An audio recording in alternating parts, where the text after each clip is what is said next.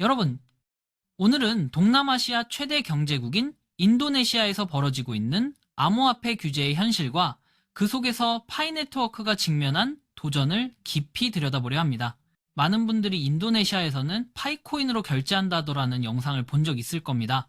길거리 상점, 카페, 심지어 전통시장에서 Pi accepted here라는 문구가 붙은 사진이 퍼지면서 이제 파이가 실제 통화로 쓰이는구나 라는 기대감이 커졌죠.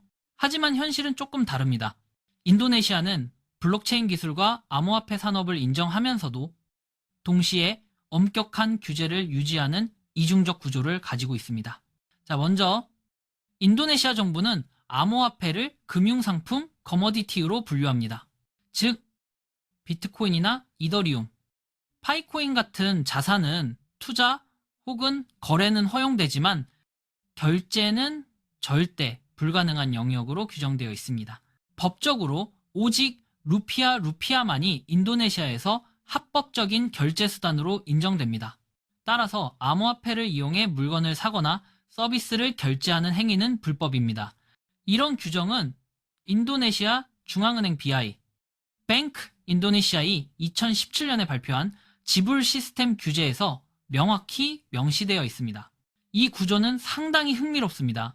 정부는 블록체인 기술이 가진 혁신 가능성을 인정하지만 화폐 주권은 절대 양보하지 않습니다.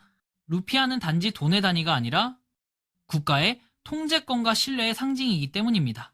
따라서 중앙은행은 모든 지불 행위를 루피아 체계 안에 두려 하고 암호화폐는 그 외부에서 상품 거래로만 허용하는 방식을 택한 것입니다. 이로 인해 인도네시아의 암호화폐 산업은 독특한 형태로 발전했습니다. 실제로 인도네시아에는 정부가 허가한 암호화폐 거래소가 30곳 이상 존재합니다. 이곳에서는 암호화폐 매매가 합법적으로 이루어집니다.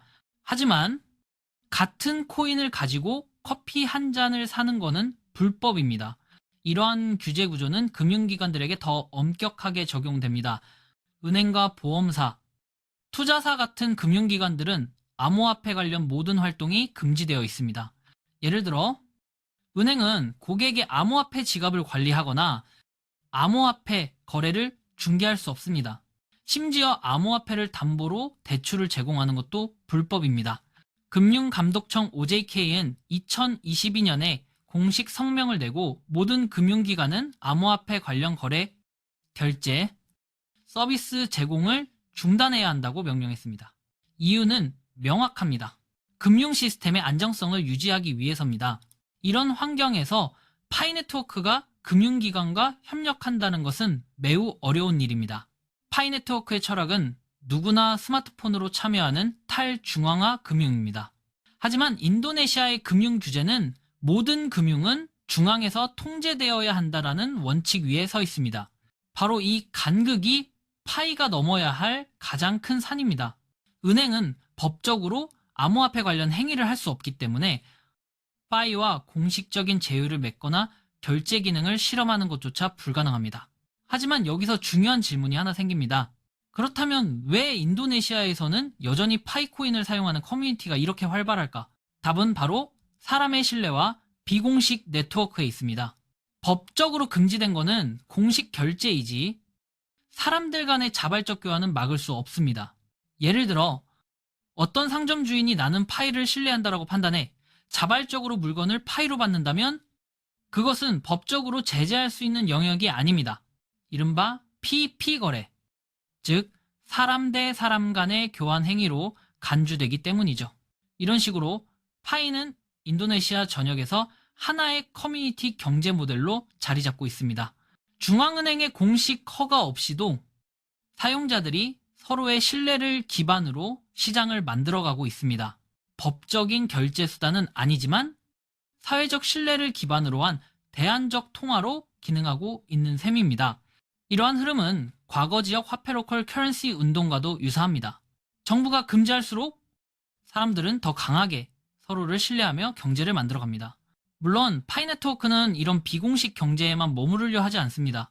그들은 궁극적으로 공식 금융 시스템과 연결되는 합법적 인프라를 구축하고자 합니다. 바로 그 이유로 ISO 2022 준수를 추진하고 있는 것이죠. ISO 2022는 기존 은행 시스템과의 호환성을 가능하게 하는 국제 표준입니다. 파이가 이 표준을 충족하면 언젠가 중앙은행이나 상업은행이 파이의 인프라를 기술 파트너로 사용할 수 있는 기반이 마련됩니다. 지금은 법적으로 막혀 있지만 기술적으로는 준비를 끝내고 있는 셈입니다. 이 과정은 단기간에 이루어지지 않습니다. 인도네시아 정부는 신중합니다. 그들은 암호화폐를 전면적으로 개방하기보다 단계적으로 규제를 완화하며 시장을 관찰하는 전략을 택하고 있습니다. 실제로 2025년부터 인도네시아는 국가 디지털 화폐 CBDC, Central Bank 디지털 커런시 발행을 준비 중입니다. 중앙은행이 직접 발행하는 디지털 루피아가 등장하면 암호화폐의 결제 기능은 더욱 제한될 수도 있습니다. 하지만 동시에 블록체인 기술에 대한 이해와 수용이 높아지기 때문에 파이 같은 프로젝트들이 기술적 파트너로 인정받을 가능성도 커집니다.